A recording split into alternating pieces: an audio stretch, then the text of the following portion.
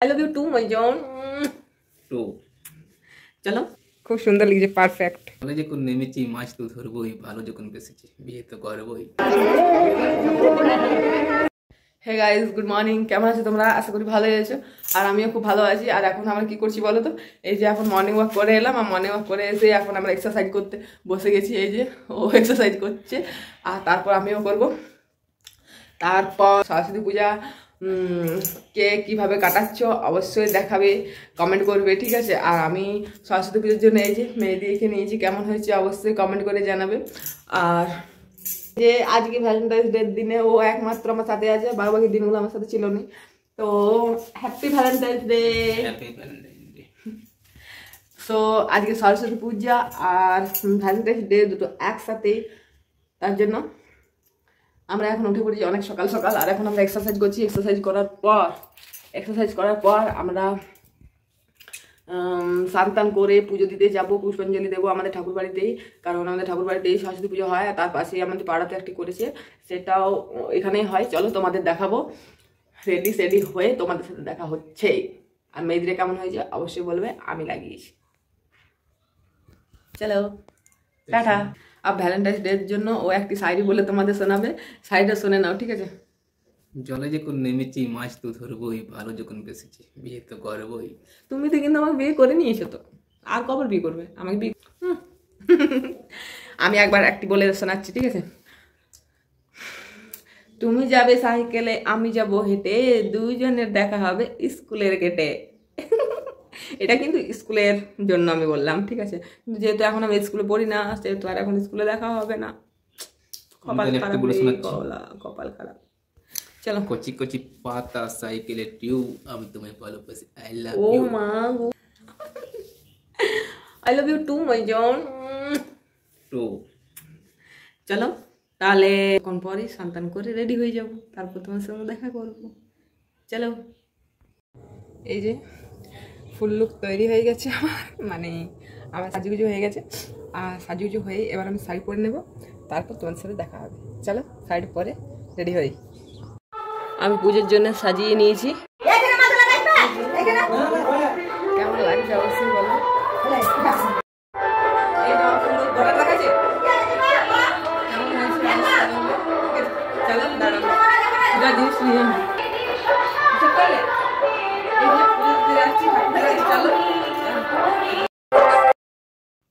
এই যে আমি এবার এখন গলি হয়ে যাচ্ছি, কারণ আমাদের গলি হয়ে ঘর।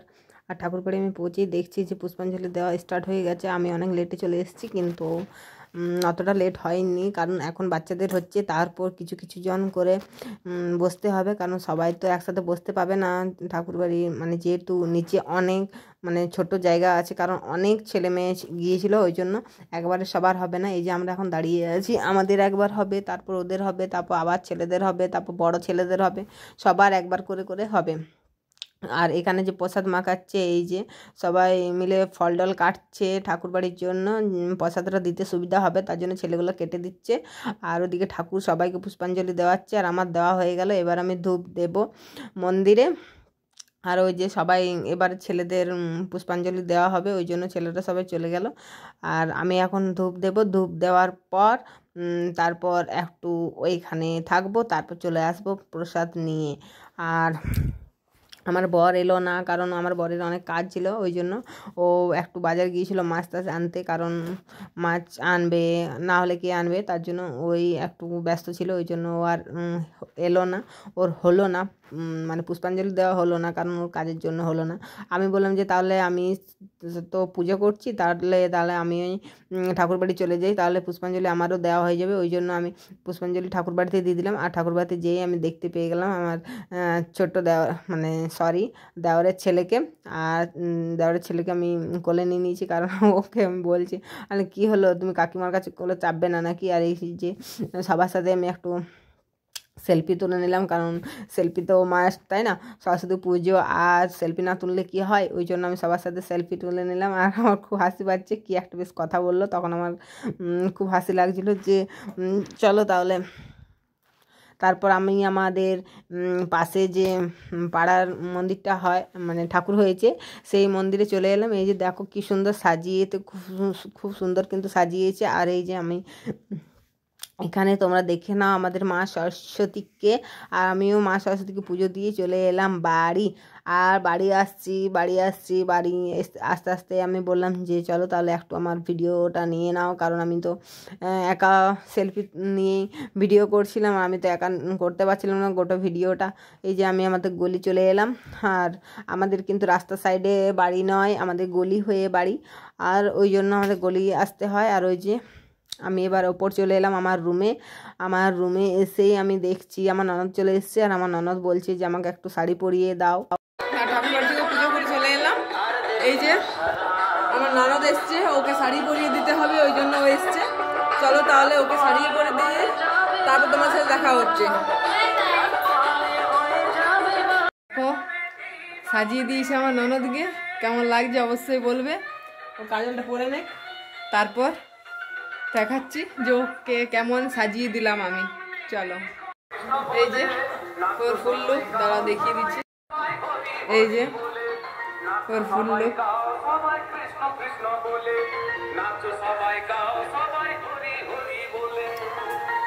কেমন লাগছে অবশ্যই বলবে আমার মিষ্টি ননদকে, ঠিক আছে? আমার তো কিন্তু খুব সুন্দর লেগেছে, খুব সুন্দর লেগেছে, পারফেক্ট। মিষ্টি ননদকে সাজানো হয়ে গেল, এবার আমি নিচে যাব, রান্না করতে আছে, অনেক কাজ আছে। চলো তাহলে নিচে যাই, দেখি কী কী কাজ আছে। আর আমি ড্রেসটা চেঞ্জ করে নেব, কারণ এই ড্রেস পরে আর করা যাবে না কোনো কিছু। চলো তাহলে সব কিছু ছেড়ে তোমার সাথে দেখা হচ্ছে। এই যে সবাই কাজে লেগে গেছে, বাবা মাছ ভাজছে, এই যে মাছ।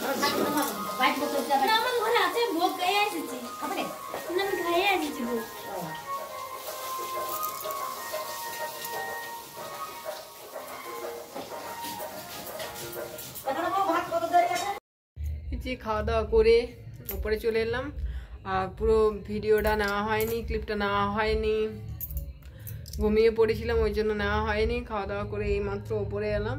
আমার ভিডিও কেমন লেগেছে অবশ্যই কমেন্ট করে জানাবে, আর যারা যারা নতুন আছে তারা ঝটপট আমার চ্যানেলটি সাবস্ক্রাইব করে দিও, আর যারা যারা ফেসবুক থেকে দেখছো তারা ফলো করে দিও।